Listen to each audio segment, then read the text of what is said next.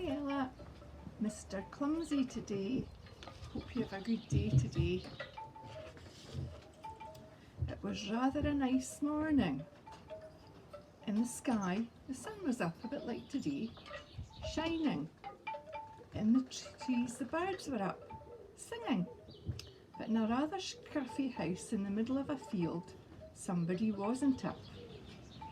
Can you guess who that somebody might be? His alarm clock went off. His house. See the broken window, crooked chimney. Mr Clumsy woke up, reached out an arm and switched off his alarm clock. There he goes. And knocked it on the floor. Oh dear. Whoops, he said. That's the third alarm clock I've broken this week. Mr Clumsy, as you might have guessed, was a rather clumsy fellow.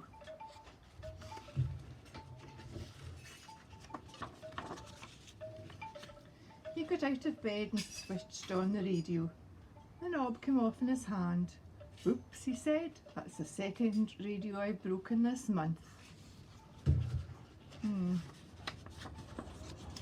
He went downstairs. The postman had been and there was a letter waiting for Mr Clumsy lying on his doormat. He picked it up and went into his kitchen. First things first,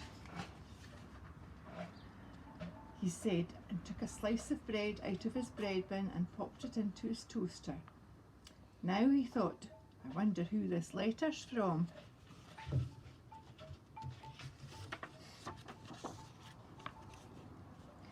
He looked at the letter in his hand, but the letter wasn't in his hand. What was in his hand was a slice of bread. I don't understand it, he said. Where's the letter gone? Where do you think it's gone, Ella? Can you guess where the letter had gone, it says? That's right. He put the letter in the toaster instead of the bread. And there it was, browning nicely. Whoops, he said, fishing it out. Ouch, he said, it's hot.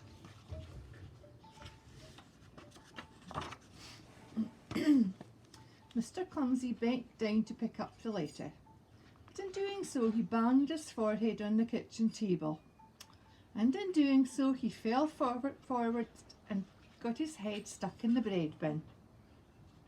All of which wasn't surprising really. As we said, he was a rather clumsy fellow. In fact, he was a very clumsy fellow. Actually, he was the clumsiest person in the world.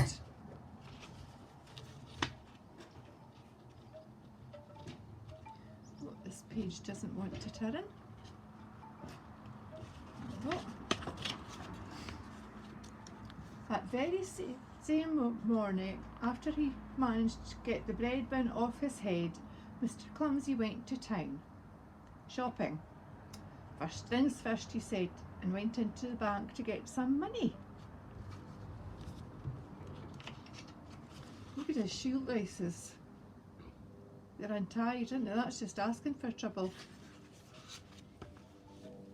And somehow, while he was in the bank, Mr Clumsy, while he was waiting to write a cheque, managed to spill ink all over the bank manager. Whoops, said Mr Clumsy. He went to the butcher's. Morning, butcher, he said cheerily. What do you think's going to happen here, Ella? Ooh. And then someone managed to trip over his shoelaces, told you, and someone managed to fall into the butcher shop window, and someone managed to finish it up with a string of sausages round his neck. Whoops, he said. Look at him.